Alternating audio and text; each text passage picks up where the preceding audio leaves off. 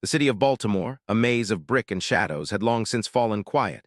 It was well past midnight, the kind of hour where the world feels like it's holding its breath.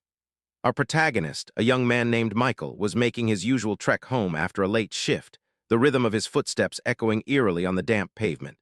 He pulled his collar tighter, not against the chill, but against the profound sense of isolation that crept over him in the desolate streets.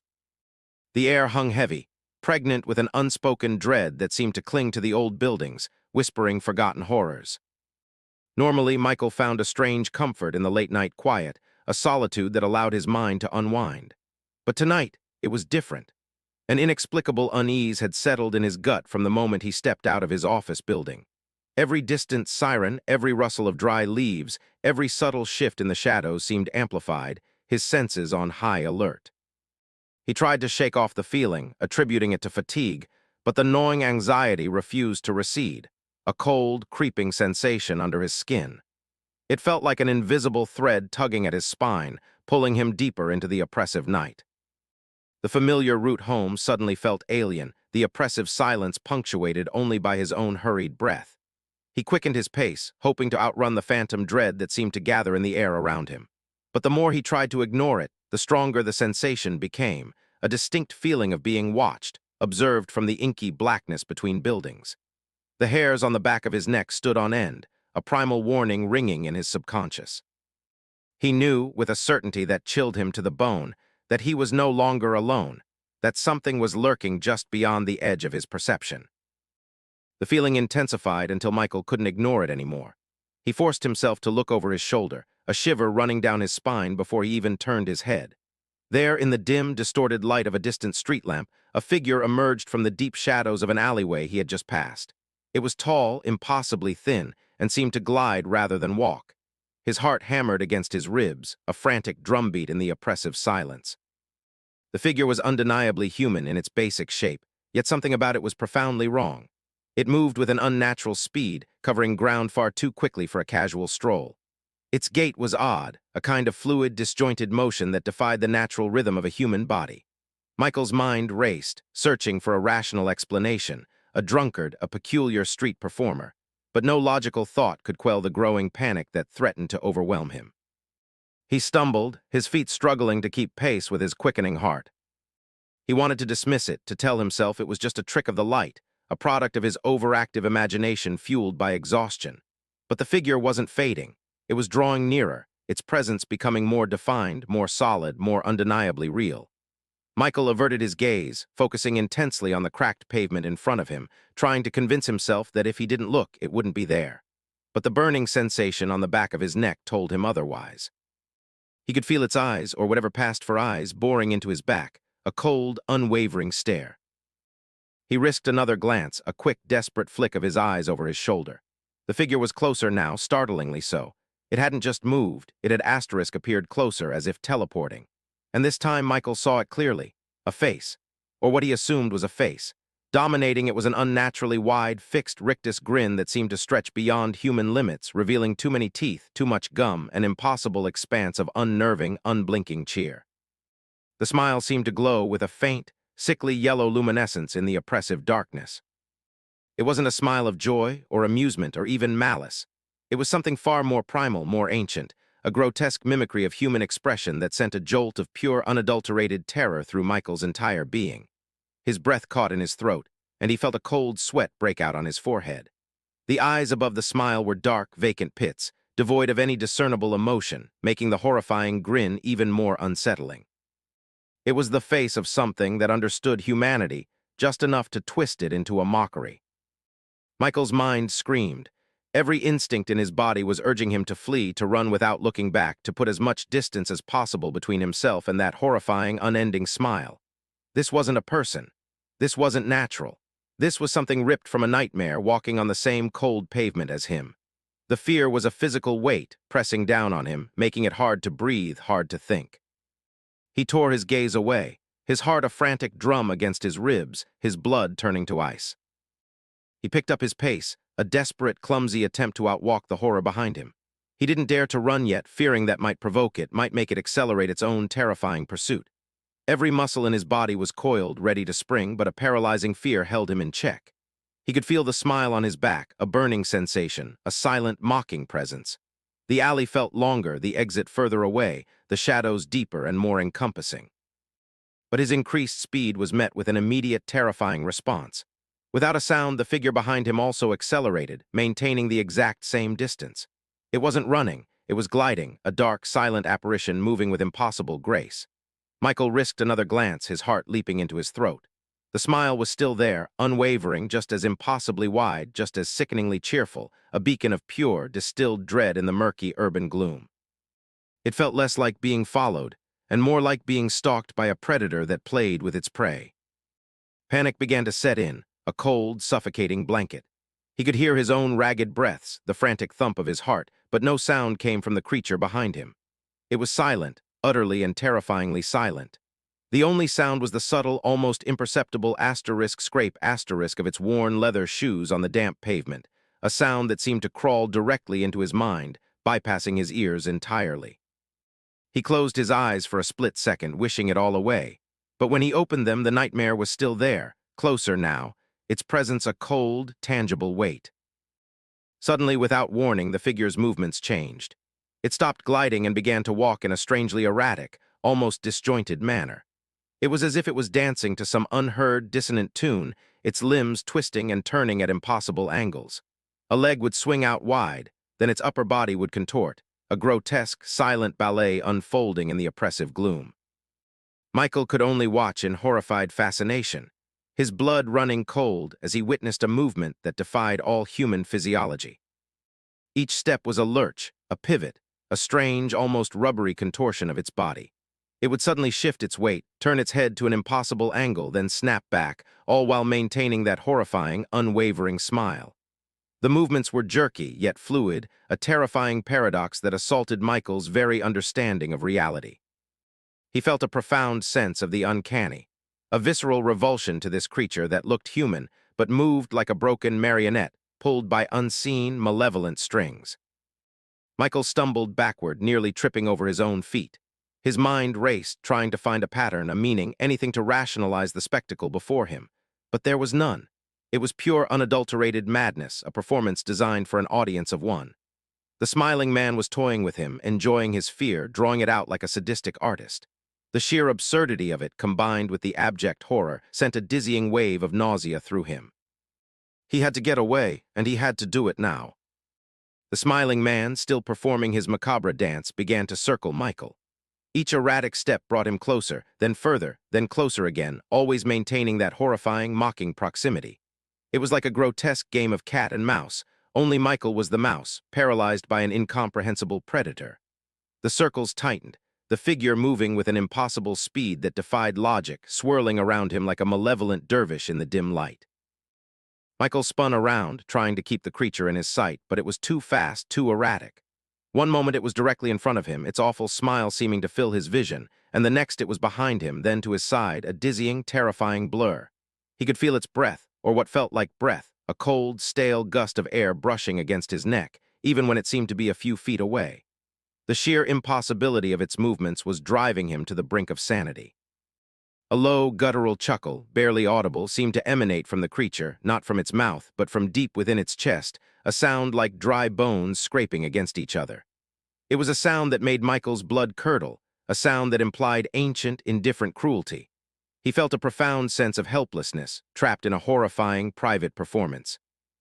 The cold sweat turned into rivulets, soaking his clothes as he stared into the unblinking, vacant eyes above the glowing, impossibly wide smile, a smile that seemed to widen further with each agonizing second. The dance escalated, becoming more frenzied, more disturbing. The smiling man's limbs stretched and contracted in ways that were physically impossible, his body elongating then compressing, as if made of rubber and shadows. He moved with a horrifying, fluid grace, his silhouette warping and shifting against the dim light, almost merging with the shadows, then emerging again, closer, more defined. Michael could swear the air around him grew colder, a deathly chill emanating from the impossibly cheerful specter.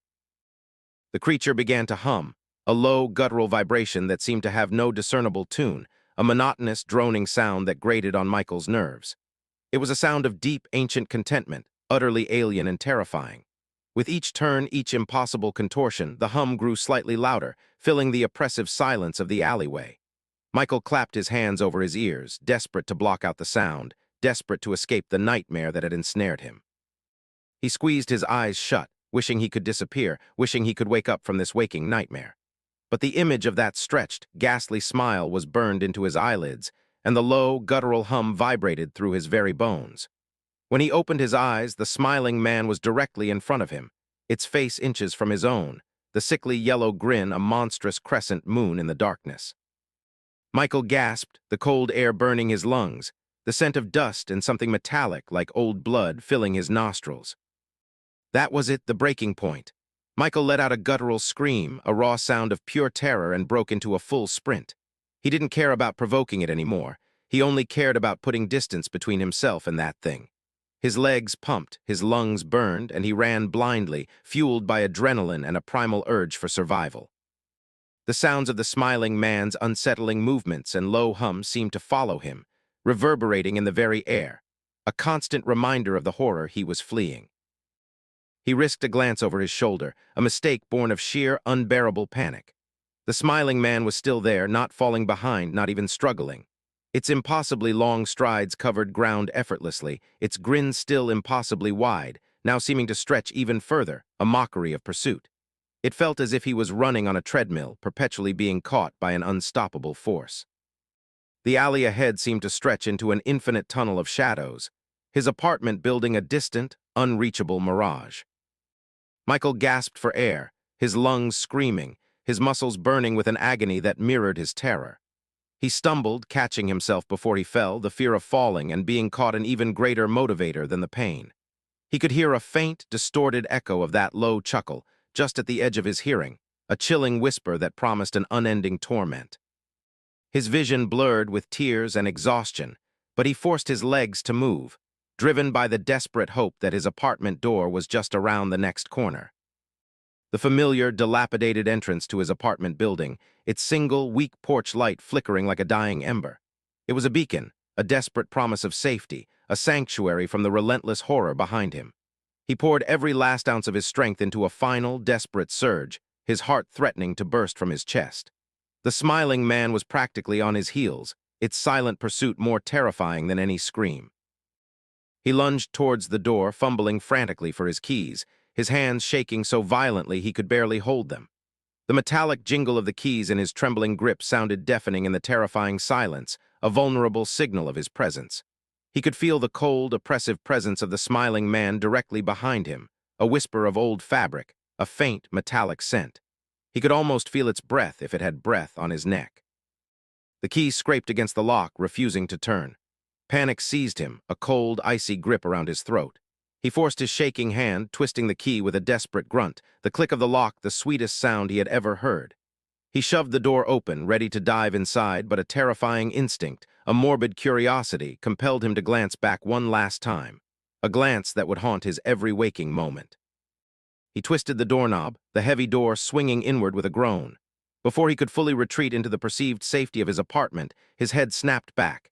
He had asterisked to see if it was still there, if the nightmare had finally caught him. His eyes darted to the spot where the smiling man had been just moments before, its face inches from his. The porch light flickered, casting long, dancing shadows that played tricks on his exhausted mind. But there was nothing. The alleyway was utterly, chillingly empty. The smiling man was gone. It had vanished as abruptly and silently as it had appeared, swallowed by the oppressive darkness from which it had emerged. No trace, no lingering shadow, no sign that anything had ever been there at all. Michael stood frozen, a mix of disbelief, a faint flicker of relief, and an overwhelming wave of dread washing over him. The silence that followed its disappearance was far more terrifying than its presence. His breath hitched in his throat. Had it all been a hallucination, a stress-induced nightmare? His rational mind desperately tried to grasp at any explanation. But the memory was too vivid, the terror too real, the feeling of its cold presence too undeniable. The fleeting glimpse of an empty street offered no comfort, only amplified the profound sense of unease. He slammed the heavy door shut, twisting the lock multiple times, leaning against it, gasping for breath, the phantom image of that smile still burning behind his eyelids. Michael stumbled further into his dimly lit apartment, his legs threatening to give out beneath him. He didn't bother turning on any more lights, the weak glow of a single-floor lamp in the living room barely piercing the oppressive gloom. His sanctuary now felt less like a haven and more like a flimsy barrier against an unseen, malevolent force. Every shadow seemed to writhe. Every creak of the old building sounded like footsteps. Every whisper of wind outside seemed to carry a silent, mocking chuckle. He leaned heavily against the locked door, pressing his forehead against the cold wood, trying to regulate his ragged breathing. His heart was still hammering, a frantic rhythm against the chilling silence of his apartment. He could feel the residual adrenaline coursing through his veins, making him jittery, hyper-aware. The street sounds, usually a distant hum, now felt impossibly far away, replaced by the deafening thrum of his own fear. He felt utterly alone, yet profoundly watched. The subtle scrape of shoes on pavement, the low, guttural chuckle, the disjointed rhythm of that impossible dance. They echoed in the silence of his apartment, a terrifying auditory hallucination that refused to fade. He squeezed his eyes shut tighter, willing them away, but they only grew louder, clearer, as if the smiling man was now inside his head, performing his macabre show within the confines of Michael's own consciousness. He felt his sanity fraying at the edges, a thin thread stretched to its breaking point. Michael tried to move to shake off the oppressive dread, but he felt rooted to the spot. The phantom sounds were not receding. Instead, they began to intensify, filling the apartment with an unseen, unheard presence. He could swear he heard the soft, shuffling steps just outside his door, then inside, moving through his living room, light and erratic. The silence of his apartment was now a terrifying canvas for the unseen horrors of his mind, a constant, chilling reminder that he was no longer safe, even within his own four walls. He spun around, his eyes darting frantically, convinced he would see the tall, dark figure standing in the corner, its grin illuminating the darkness. But there was nothing. Only his familiar, mundane belongings, twisted by the dim light and his frantic imagination into grotesque, menacing shapes. He squeezed his eyes shut, trying to banish the images, to quiet the sounds. But the sensation of being watched, of being in the presence of something ancient and malevolent, was overwhelming, palpable. Michael slowly approached the darkened window, compelled by a morbid fascination he couldn't control. He peered out into the empty, desolate alleyway, the same alleyway where his nightmare had unfolded. It was still dark, still silent, still seemingly empty. But then, as he pressed his face closer to the glass, a flicker. A subtle, fleeting reflection of that impossibly wide, sickly yellow grin appeared, superimposed on his own terrified reflection in the window pane, before melting back into the impenetrable darkness. A final, chilling farewell that promised a return. Sleep became an impossible luxury. Michael found himself lying in bed, staring up at the ceiling, every shadow playing tricks on his mind. His bedroom, once a place of comfort, was now another stage for the horrors of the night. The sickly glow of a distant street lamp filtered through his thin curtains, casting a cold, eerie light that only served to make the familiar unfamiliar, twisting mundane objects into menacing forms. His body ached from the sprint, but his mind refused to rest, replaying every horrifying detail of his encounter. Every creak of the old house, every rustle of the curtains, sent a jolt of fear through him. His eyes darted frantically around the room, searching for any sign, any confirmation that the nightmare had indeed followed him inside. He saw shapes in the deep corners, elongated shadows that seemed to sway and shift with an unseen rhythm, mirroring the grotesque dance of the smiling man. He pulled the blanket up to his chin, a futile attempt to shield himself from the unseen horrors lurking just beyond the edge of his vision, his heart still thrumming a frantic beat. The memory of that impossibly wide, glowing smile was burned into his mind, a brand of terror that would forever mark him. Each time he closed his eyes, the ghastly image materialized in the darkness, clearer, more vivid than before, its vacant eyes staring into his soul, its grotesque cheer mocking his fear. The low, guttural hum echoed in his ears, a constant, chilling reminder that he was irrevocably changed, forever haunted by the encounter. He knew with a certainty that froze his blood that the smiling man was still out there, perhaps always had been, and now it knew him. Dawn eventually broke, but the weak gray light of morning offered no solace. It only served to reveal the haggard lines etched onto Michael's face, the deep shadows beneath his eyes, the permanent mask of exhaustion and terror that had settled upon him. The apartment, once a symbol of normalcy, now felt tainted, an extension of the nightmare he had endured. The air still felt heavy, cold, infused with a lingering, unseen presence, a chilling reminder that some horrors once glimpsed can never truly be shaken off. He rose slowly, every movement an effort, every muscle stiff with fear and sleeplessness. He made his way to the window, drawn by an uncontrollable, morbid compulsion. He peered out into the alleyway, now bathed in the dreary light of day. It looked ordinary, mundane, stripped of its midnight horrors, but Michael knew better. He knew that the ordinariness was just a facade, a thin veil over the profound terror that lurked beneath, waiting for the cover of night to emerge once more. He found himself scanning the shadows, an involuntary reflex, expecting to see that tall, thin figure, its sickening grin always present in his mind's eye. The image of the smiling man, its unnaturally wide grin, its grotesque dance, its silent, relentless pursuit, it was all permanently etched into his memory, a living tattoo of terror on his soul. He knew he would never truly be free, that every shadow would hold a potential monster, every silence a promise of a return. The chilling laughter and distorted steps would echo in his mind for the rest of his days, a constant, insidious reminder that some encounters leave scars not on the body, but on the very fabric of one's sanity. The smiling man was gone, but it was also always there, watching, waiting, smiling.